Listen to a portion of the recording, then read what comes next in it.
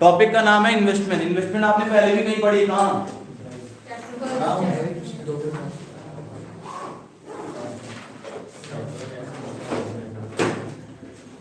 क्या होती है इन्वेस्टमेंट बेटा?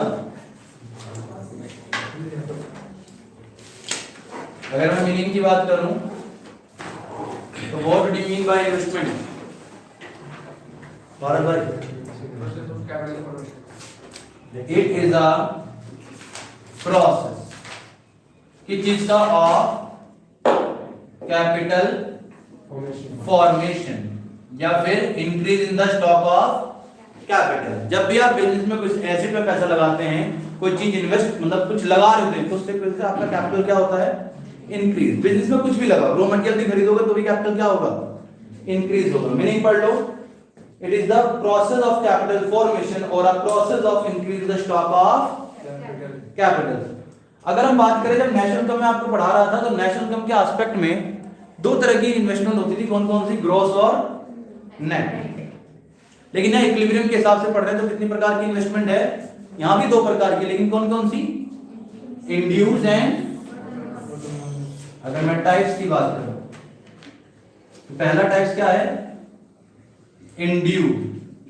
इंड्यूस वो इन्वेस्टमेंट होती है बेटा जो कौन करता है? प्राइवेट सेक्टर करता है। कौन करता है? प्राइवेट। ऐसी इन्वेस्टमेंट जो कौन करता हो? Private sector. और प्राइवेट सेक्टर का मेन मोटिव क्या होता है बेटा? प्रॉफिट मैक्सिमाइजेशन या फिर सेल्फ इंटरेस्ट। इसके बारे में सोचता है वो, अपने बारे में सोचता है।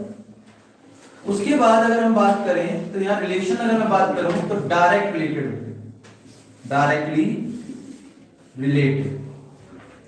सर क्या चीज डायरेक्टली रिलेटेड होता है? सुनिएगा, अगर आपको प्रॉफिट ज्यादा हो रहा है तो इन्वेस्टमेंट भी क्या होगी? ज्यादा।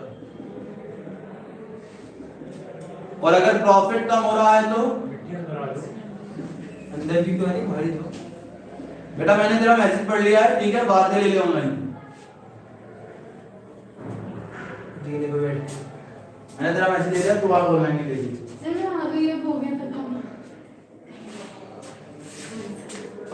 मेरे से लेट तो मेरे से भी लेट हो जाता है, आप मुझे ताना मारते हैं, बताओ। तो फिर भी टाइम पे आया था।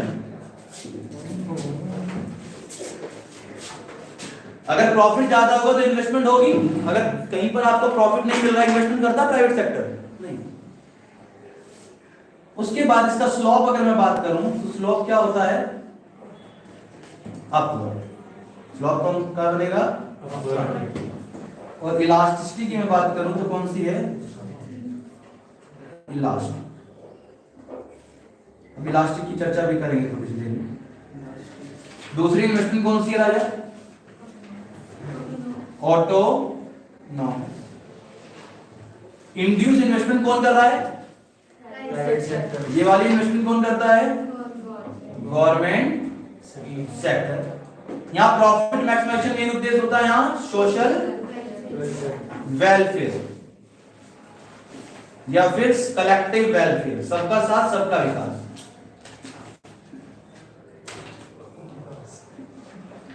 ये डायरेक्टली रिलेटेड है, ये नॉट रिलेटेड, नॉट रिलेटेड। कैसे देखिएगा? प्रॉफिट हो या ना हो, गवर्नमेंट को इन्वेस्टमेंट क्या करनी पड़ती है? करनी पड़ती है कॉन्स्टेंट। और गवर्नमेंट क्या प्रॉफिट देखकर इन्वेस्टमेंट करती है? सर आप तो कह रहे थे मंडे ट्यूसडे को क्लास नहीं होगी। बेटा मंडे को तो नहीं थी क्लास, ट्यूसडे। गुड इवनिंग बेटा, कोई बात नहीं, आप जुड़ चुके हैं स्मित जी। देखिए कोई बात नहीं, हो गई क्लास, क्या फर्क पड़ता है? मेरा काम निपट गया था इसलिए मैंने क्लास कर ली। तो समझ में नहीं आया। दीदी फोन क्या कर रहे हो तुम फोन में? गवर्नमेंट क्या प्रॉफिट को देखकर इन्वेस्टमेंट करती है? गवर्नमेंट सड़क बना रही है देखकर बनाएगी, मुझे इनकम कमानी है। तो प्रॉफिट हो किसी प्रोजेक्ट से गवर्नमेंट को या ना हो, कोई फर्क नहीं पड़ता, इन्वेस्टमेंट उसे करनी पड़ेगी। लेकिन प्राइवेट सेक्टर को क्या पड़ता है? फर्क पड़ता है। उसे क्या चाहिए होती है? यहाँ स्लोप डाउन अपवर्ड है, यहाँ क्या है? Straight line, straight line parallel to X axis, और यहां इलास्टिक है, यहां क्या होगा? अब 11th क्लास में बेटा आपने इलास्टिसिटी वाला चैप्टर पढ़ा होगा, नाम तो सुना ही होगा, पढ़े तो है नहीं आप, नाम तो सुना ही, elasticity of demand, elasticity of supply. जब डिमांड पर या किसी भी चीज पर फर्क पड़े, क्या पड़े? तो बेटा प्रॉफिट का फर्क किस पर पड़ रहा है? तो जब भी किसी चीज पर किसी चीज का फर्क पड़ता है तो वहां पर इलास्टिसिटी हमेशा क्या आती है? इलास्टिक। और जब किसी चीज पर फर्क नहीं पड़ता तो वहां पर क्या आती है? यहां तक इतना ही, जिसने 11 में ढंग से पढ़ा हुआ समझ चुका होगा। फिलहाल आसान भाषा में समझा दिया। इन्वेस्टमेंट का फर्क पड़े तो इलास्टिक कौन सी, इलास्टिसिटी कौन सी निकलेगी? इलास्टिक। और फर्क ना पड़े तो अदरवाइज वहां पूरा चैप्टर पढ़ना पड़ेगा। 11th को जब मैं रिवीजन कराऊंगा आप वहां बैठ सकते हैं। इसके क्या बना लो? कर्व।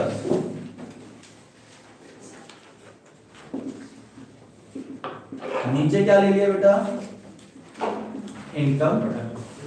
पेज नंबर 5.8 पर इन्वेस्टमेंट।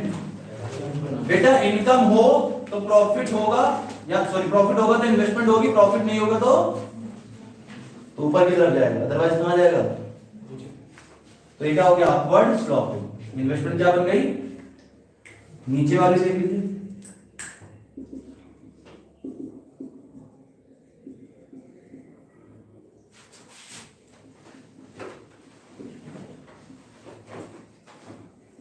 इन्वेस्टमेंट हो या ना हो, गवर्नमेंट क्या कर, सॉरी प्रॉफिट हो या ना हो, गवर्नमेंट इन्वेस्टमेंट क्या होती है? करती है, पैरेलल टू एक्स एक्सिस। दोनों डायग्राम बना लीजिए पेज नंबर 5.8 पर। Page number 5.8।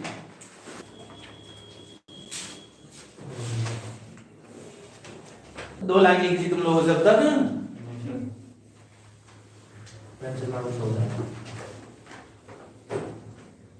अब आइए फंक्शंस पर। बन गए ना? डायग्राम नहीं बना अभी तक? बन गया। वंशिका अब फंक्शन, इन्वेस्टमेंट का फंक्शन। अगर मैं बात करूं मीनिंग की इसकी तो क्या हो गया? रिलेशन सिर्फ between rate and MEI। Rate और MEI रिलेशनशिप होती है, उसको क्या बोलते हैं? Investment function. अब बात आता है कॉन्सेप्ट क्या क्या है वो देख लीजिए इसके।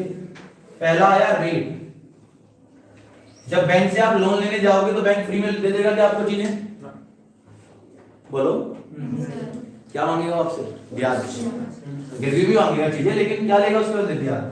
अगर आपको बेटा रेट ज्यादा मिल रहा हो, क्या मिल रहा हो, तो लोन क्या लेंगे? अगर महंगा रेट मिल रहा हो तो बैंक से लोन क्या लेंगे आप? चुकाना भी तो होता भैया, ऐसे थोड़ी दे दे कोई भी रेट मिल रहा हो, तो सोच समझ कर इन्वेस्टमेंट करनी पड़ती है। तो लोन कम लेंगे तो इन्वेस्टमेंट क्या होगी इकोनॉमी में? जो लोन ही कम लिया तो इन्वेस्टमेंट क्या होगी? लेकिन अगर रेट क्या मिल रहा है आपको मार्केट से? कम मिल रहा है, बैंक वाले इंटरेस्ट रेट क्या करके दे रहे हैं आपको? कम। तो आप लोन क्या लेंगे? लोन ज्यादा, तो इन्वेस्टमेंट क्या होगी? तो बेटा रेट में और इन्वेस्टमेंट में कौन सा रिलेशनशिप है? तो रेट के साथ रिलेशन कौन सा होता है? इनवर्स। लेकिन अगर मैं बात करूं किसकी? MEI, marginal efficiency of investment, इसमें रिलेशन कौन सा मिलेगा आपको? क्यों होगा? डायरेक्ट वो देख लीजिए। MEI मतलब रिटर्न ऑन इन्वेस्टमेंट। क्या हो गया? Return on investment. आप ऐसे प्रोजेक्ट में पैसा लगा रहे हो जहां से रिटर्न क्या मिलने वाली है? बात बता, ज्यादा मिलने वाली है। अगर किसी प्रोजेक्ट से रिटर्न मतलब समझ रहे हो, प्रॉफिट क्या मिलने वाला आपको? ज्यादा मिलने वाला है, तो आपकी एफिशिएंसी बढ़ेगी घटेगी? एफिशिएंसी बढ़ेगी घटेगी? इन्वेस्टमेंट क्या होगी? कम। लेकिन रिटर्न ऑन इन्वेस्टमेंट, ROI मतलब होता है रिटर्न ऑन इन्वेस्टमेंट। कॉमर्स वाले बच्चे हैं मेरे ख्याल से समझ गए होंगे। अच्छा कम्युनिटीज भी है, सॉरी माय मिस्टेक। इन्वेस्टमेंट में रिटर्न, आप कहीं पैसा लगा रहे क्यों लगाते हैं? पैसा कमाने के लिए। तो आपको अगर वहां पर प्रॉफिट, कम्युनिटीज वाले बच्चे सिर्फ इतना समझ लो कि जो पैसा लगाया है उस पर प्रॉफिट आपको कितना मिल रहा है। अगर प्रॉफिट ज्यादा मिल रहा है तो आपकी एफिशिएंसी, काम करने का मन भी करेगा, इन्वेस्टमेंट भी आप क्या करोगे? लेकिन रिटर्न कम मिल रहा है तो एफिशिएंसी क्या होगी, कम, इन्वेस्टमेंट भी क्या होगा।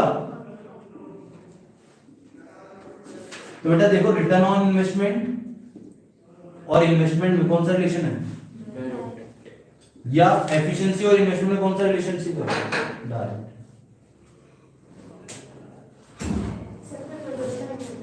कितने बच्चे हैं, लेके आओ वाले में बैठ जाओ। यहां तक कॉन्सेप्ट समझ में आया। यानी आपकी एफिशिएंसी ज्यादा है तो आप इन्वेस्टमेंट ज्यादा करोगे, सिंपल सी बात, आम भाषा में बात करूं, औकात ज्यादा है इन्वेस्टमेंट ज्यादा, औकात नहीं है, रिस्क लेने की क्षमता है तो इन्वेस्टमेंट ज्यादा, रिस्क लेने की क्षमता नहीं है तो, ये आम भाषा में देसी भाषा में हो गया। लेकिन आपको ऐसे नहीं लिख के आना औकात पर, और पूरा लिख के आएंगे रिटर्न ऑन इन्वेस्टमेंट वगैरह जो थे। रिटर्न ऑन इन्वेस्टमेंट के लिए क्या लिख लो, ME, marginal efficiency of investment. यहां तक कोई दिक्कत। उसके बाद बेटा एक्स की बात करनी है मुझे, टॉपिक की बात है तुम्हारी, एक्स की बात नहीं कर रहे हैं।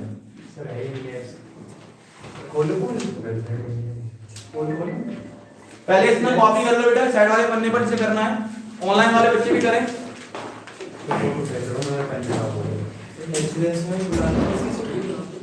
क्या बात कर रहा है वो तो आ जाएगा।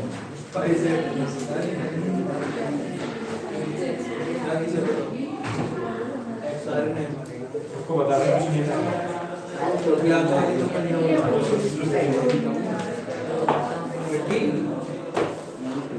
ये पूछना है कि एक्स कौन है, बताइए। तेरी दोस्त नहीं है वो, मैंने ये लिस्ट बना रखी है उसकी। वो भी है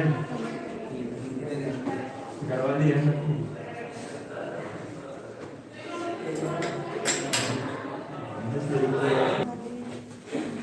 अब बात करते हैं, 2 मिनट रुक जाइए, लिखना बंद कर दीजिए, बाद में लिख लीजिएगा।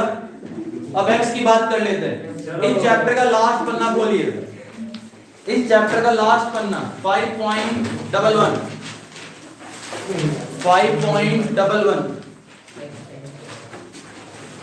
बेटा एक्स 2 तरह की होती है। कितने तरह की होती हैं, हम इकोनॉमिक्स के सब्जेक्ट की बात कर रहे हैं, कोई अदरवाइज ना ले इस चीज को। एक होती है एंटी और एक होती है पोस्ट। एक क्या होती है, एंटी, और एक होती है पोस्ट। जो आपकी चाहत है, जो आपने सोचा है, जो आपकी इच्छा है, और जो आपने प्लान किया है, उसे क्या बोलेंगे, एक्स एंटी। क्या बोलेंगे, यानी एंटी क्या हो गया, डिजायर, या फिर इसको क्या बोल देते हैं, प्लान। लेकिन जो वास्तव में आपने किया दैट इज एक्शन। जो वास्तव में हुआ, आपकी जो चाहत थी दैट इज एक्स एंटी।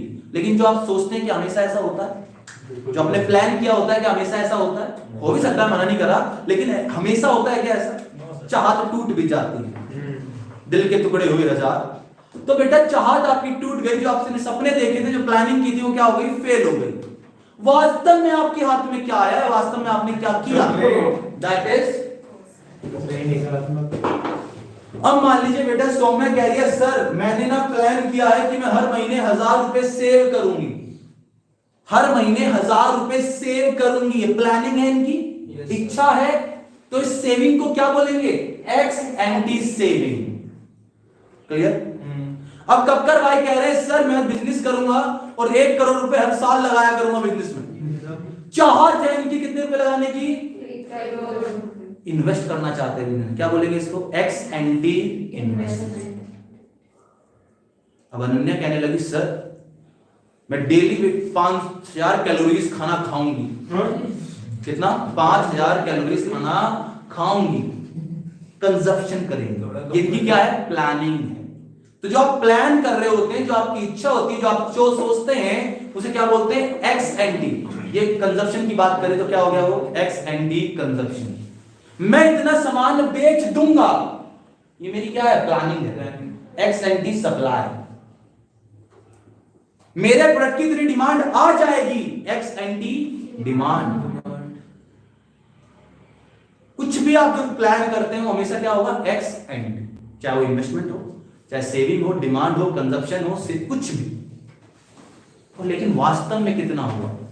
इन्होंने बोला था 1000 रुपए कर पाऊंगी, लेकिन इसने कहा सर इस महीने 1000 नहीं हो पाए, इस महीने तो 700 रुपए ही हो पाए। वो एक्चुअल हो गया। तो जो 700 रुपए हुए that is x post saving. या सोचा कितना था इन्होंने 1000, लेकिन 1500 कर दिया, वो भी क्या है, एक्स पोस्ट ही, जो वास्तव में किया आपने, चाहे कम किया हो या जो सोचा था वो एक्स एंटी है, और जो मिला आपको दैट इज, या जो आपने किया दैट इज। कक्कर भाई 1 करोड़ रुपए बिजनेस में लगाना चाहते थे, गलत आदतों में पड़ गए बेटा, बिजनेस में सिर्फ 10 रुपए ही लग पाए तो क्या हुआ, एक्स पोस्ट इन्वेस्टमेंट। मेहनत बहुत करी, 2 करोड़ रुपए लगा दिए एक की जगह, वो भी क्या होगा, एक्स पोस्ट। 5000 कैलोरीज की बात करेंगे, 10,000 कैलोरीज खा गई। तो सिंपल सा लॉजिक है, जो आप प्लान करते हैं वो क्या हो गया, एक्स एंटी, चाहे वो इन्वेस्टमेंट हो चाहे सेविंग। और एक्स पोस्ट क्या होता है, जो वास्तव में। पढ़िए एक बार इन्हें, पेज नंबर 5.11 पर बेटा। It refer to desire saving और planned saving during the period of 1 year। एक साल में हमारे देश में कितनी सेविंग होगी, ये प्लान कर रहे हैं, प्लान कर रहे हैं तो एक्स एंटी सेविंग। अगली पढ़िए, ex ante investment. It refer to desire investment और plan investment during the period of, एक साल में मेरे देश में कितनी इन्वेस्टमेंट होगी, प्लान कर रहे हैं तो क्या हो गया, ex ante investment. Ex post पर आ जाइए। It refer to actual saving in the economy during the period of 1 year, वास्तव में कितनी हुई भाई, तो एक्स पोस्ट क्या हो जाता है, एक्चुअल, तो एक्स पोस्ट सेविंग। दूसरा, it refer to actual investment in the economy, जो वास्तव में आपने इन्वेस्टमेंट करी उसे क्या बोलेंगे, एक्स पोस्ट इन्वेस्टमेंट। कंजप्शन भी आ सकता था, डिमांड भी आ सकता था, सप्लाई भी आ सकता था, बनाते चले जाओगे डेफिनेशन, उससे कोई फर्क नहीं पड़ता। अगर पूछा एक्स एंटी इन्वेस्टमेंट समझा तो डेफिनेशन में इन्वेस्टमेंट डाल दो, सेविंग पूछा तो सेविंग डाल दो, कंजप्शन पूछा तो बस, नहीं फर्क। आपका होमवर्क है डिस्टिंग्विश पढ़ के आएंगे आप। नहीं भाई, डिस्टिंग्विश पर लिखें सेल्फ, डिस्टिंग्विश पर लिखें SELF। अब वहां पर आइए पेज नंबर 5.7, पेज नंबर 5.7 खोले बेटा, ऑनलाइन वाले बच्चे भी, ऑनलाइन वाले बच्चे ही 5.7 पेज नंबर खोले। इन्वेस्टमेंट की मीनिंग हो गई हमारी, टाइप्स देख लीजिए।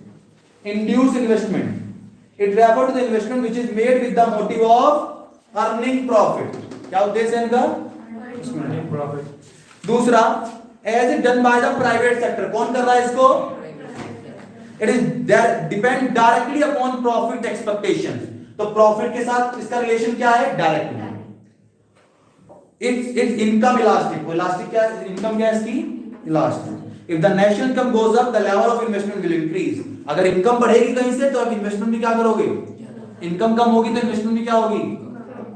ऑटोनमस पर आ जाइए, it refer to investment which is made with the motive of social welfare, के क्या मोटिव होता है इसका, as it done by the government sector, it is not affected by change in income level, इस पर कोई फर्क नहीं पड़ता, नॉट रिलेटेड, क्योंकि प्रॉफिट हो या प्रॉफिट इन्वेस्टमेंट में कोई फर्क। आगे बढ़िए, ऑटोनमस इन्वेस्टमेंट का भी स्टेट लाइन पैरेलल टू, और इनकम इलास्टिक, सॉरी इलास्टिसिटी क्या है इसकी, ऊपर ही है, इनकम इलास्टिक ऊपर है ना, इलास्टिक इनकम। जैसे गवर्नमेंट बेटा सड़क बनानी है, रोड बनानी है, इलेक्ट्रिसिटी देनी है, क्या ये सोच कर देती है कि उसे प्रॉफिट कमाना है, उसे तो देनी है। जैसे बेटा एक दिन मेरी मैम से बात हुई, मैं कह रहा सर दाम बढ़े ना बने, हमको तो पिज्जा खाना है, खाना है, खाना, पिज्जा के दाम बढ़े चाहे घटे, हमको तो खाना है, फर्क नहीं पड़ रहा उन पर, तो फर्क नहीं पड़ रहा तो इनकी इलास्टिसिटी क्या है, इन इलास्टिक। आगे आइए, आपने कर बना लिया, डिस्टिंग्विश पर लिखिए SELF, यहीं से डिस्टिंग्विश बन जाएगा, कोई दिक्कत नहीं। फंक्शन पर आइए, it is a function of rate of interest and marginal efficiency of investment, यानी रेट को किससे डिनोट कर रहे हैं, आर से, और MEI को marginal efficiency of investment. Rate क्या है, it is refer to cost of borrowing money और कैपिटल, जब आप कहीं से पैसा बोरो करेंगे तो आपको क्या देना पड़ेगा वंशी का, ब्याज देना पड़ेगा। There is inverse relationship between rate of interest and the investment. Rate महंगा तो इन्वेस्टमेंट कम, तो कौन सा रिलेशन हो गया? एमईआई पर आइए, it refer to the expected rate of return, कितना रिटर्न आपको मिल जाएगा। There is a direct relationship between, यहां कौन सी रिलेशनशिप है? किसके बीच में? रिटर्न में और मीनिंग हो गई। यस, सिर्फ मीनिंग ज़्यादा समझ सर क्या रहे हो फिर साहब? मजाक तो कर पेन में चलता है ये तो बार बार पहले मैं दूंगा, ये भी जिम्मेदारी मेरी है। फोटो खींच ली बात में। क्या चीज का चल रहा है? लोगों में बैठा है ये नहीं चल रहा है। टिका बना रही। ठीक है बेटा, डन, वेरी गुड सुमित बेटा। Thank you sir. And latest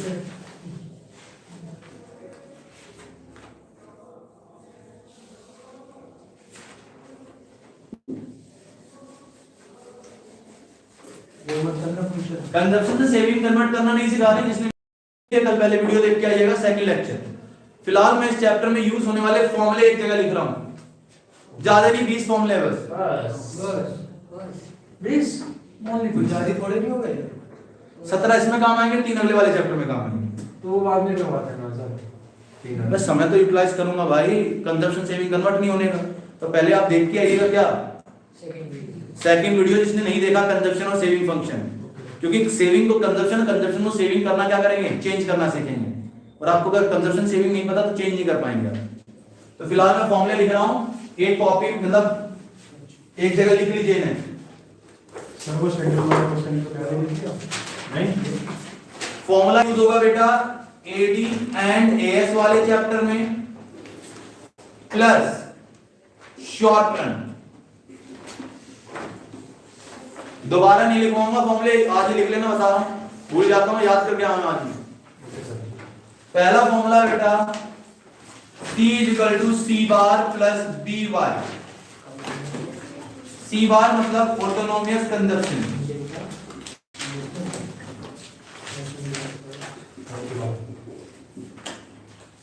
B माने MPC और Y माने इनकम।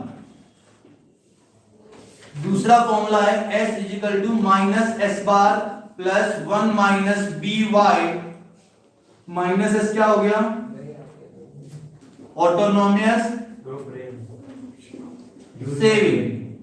1 माइनस बी क्या हो गया बेटा, एमपीएस, और ये क्या हो गया, इनकम। तीसरा फॉर्मूला बेटा MPC plus MPS equal to 1। चौथा formula APC plus APS equal to 1। ये हमने रिलेशन पढ़ा भी था कल पिछली क्लास में कि इन दोनों को 1 क्यों आता है, और ये कंजप्शन और सेविंग के इक्वेशंस हैं। पांचवा APC.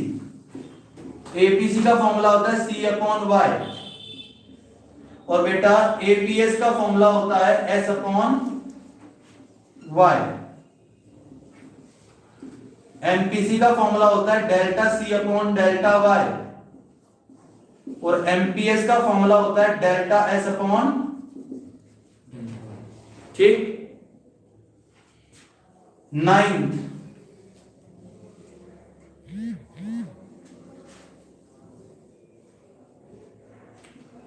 AD equal to AS आ जाए, या फिर AD इक्वल टू इनकम आ जाए, AS इक्वल टू इनकम आ जाए, सेविंग इक्वल टू 0 हो जाए। यहां तो वही होगा सर ये फॉर्मूला डेराइव भी करके दिखाने पड़ेंगे बाद में, नहीं ना? 9, 10, 11, 12 9, 10, 11, 12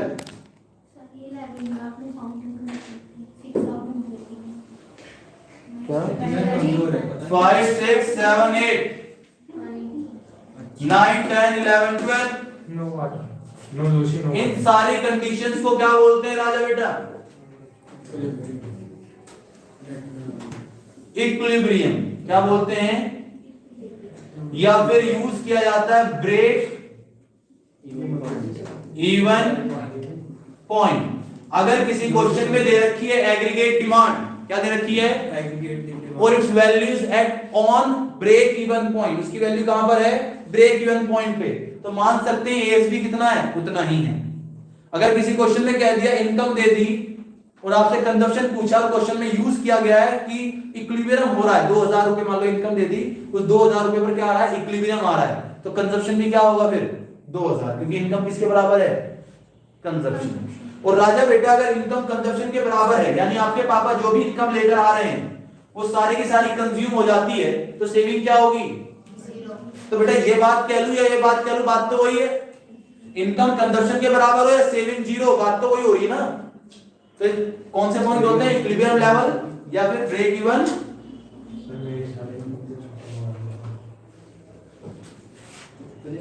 13 बेटा एडी का फॉर्मूला हमने पढ़ा था C प्लस आई, और 14 एएस का फॉर्मूला पढ़ा था C प्लस एस, पहले वाले लेक्चर में, जो सबसे फर्स्ट लेक्चर। उतार लिए बेटा ऑनलाइन वाले बच्चे, आगे फॉर्मूले उतार लिए, पहले बता 12 तक उतार लिए। तो एक फॉर्मूला, दो फॉर्मूला, तीन फॉर्मूला, चार फॉर्मूला, 5 6 7 8 9 10 11 12। यस सर, 20 है भैया फॉर्मूले। मतलब आगे कंटिन्यू करो। एडी सी प्लस आई होती है, फॉर्मूला तो पूरा होता है सी प्लस आई प्लस एक्स माइनस, सॉरी जी प्लस एक्स माइनस एन, लेकिन अपन इस में क्या सिर्फ सी प्लस, सप्लाई क्या होती थी सी प्लस, और बेटा एएसई इनकम होती है, तो बेटा इनकम इज इक्वल टू क्या हो गई, सी प्लस। और राजा बेटा जब मैंने कह दिया एडी एस के बराबर है इक्विलिब्रियम पर, एडी किसके बराबर है, तो 16वां फॉर्मूला देखिएगा, तो एएस सी प्लस आई भी लिख सकता हूं और एडी को सी प्लस एस भी लिख सकता हूं। क्यों लिख सकता हूं बताओ, अगर इक्विलिब्रियम होगा तो एडी किसके बराबर होगी। अब इन क्वेश्चंस में ये देखना पड़ेगा हमें क्वेश्चन में क्या गिवन है, हमें भले निकालनी है एग्रीगेट डिमांड हो, क्या निकालनी हो, लेकिन क्वेश्चन में सी प्लस आई होना था, लेकिन आई ना दे रखा हो, क्या दे रखा हो, एस दे रखा हो, तो आई की जगह क्या रिप्लेस कर देंगे हम, एस। ये सारे फॉर्मूले हो गए 17 18। k is equal to delta y upon delta i, k को कहते हैं मल्टीप्लाई, शायद ही बाबा 19 k का ही फॉर्मूला है 1 अपॉन 1 माइनस एमपीसी, और k का ही फॉर्मूला है 1 अपॉन एमपीएस। ये तीन फॉर्मूले काम आएंगे कहां पर, शॉर्ट रन में आएंगे, तो ये भी, लेकिन ये एडिशनल यूज होंगे कहां पर, शॉर्ट रन, अगला चैप्टर ये वाले भी होंगे, 17 फॉर्मूले भी यूज होंगे अगले वाले में, बट ये तीन एडिशनल यूज होंगे। कौन चैप्टर है ये ब्रेक इवन नहीं, ये डिपेंड अपॉन सिचुएशन, कौन सा है ये सिचुएशन दे रखी होगी उसके अकॉर्डिंग हम क्वेश्चन सोल्व कर लेंगे। फॉर्मूले लिखे हैं, ब्रेक इवन तो बस यही है, चार ये 20 है मिठी, एक चार्ट बनाना, सभी बच्चे बेटा एक चार्ट बनाएंगे, गत्ता वाला नहीं होता, उस गत्ते पे सारे फॉर्मूले लिखेंगे, जिसका कल नहीं होगा ना अगर फॉर्मूले बार बताता हूं, तो स्कूल वाले काम करते हैं, बस मैं तो कराऊंगा। हमें ज्यादा नहीं बेटा 110-20 के आसपास क्वेश्चन करने हैं, दोनों चैप्टर के मिला के, ज्यादा नहीं करेंगे हम, तो आपको फॉर्मूले पता होने चाहिए, ठीक है, इन्हें उतार लो। आज के लिए इतना ही करते हैं, लेकिन कल लेक्चर आप पढ़ के आइएगा, सेकंड वाला जिसने नहीं पढ़ा है, और काली किताब भी लाइएगा बेटा। चलिए बेटा ऑनलाइन वाले बच्चे टाटा बाय बाय। फिलहाल हम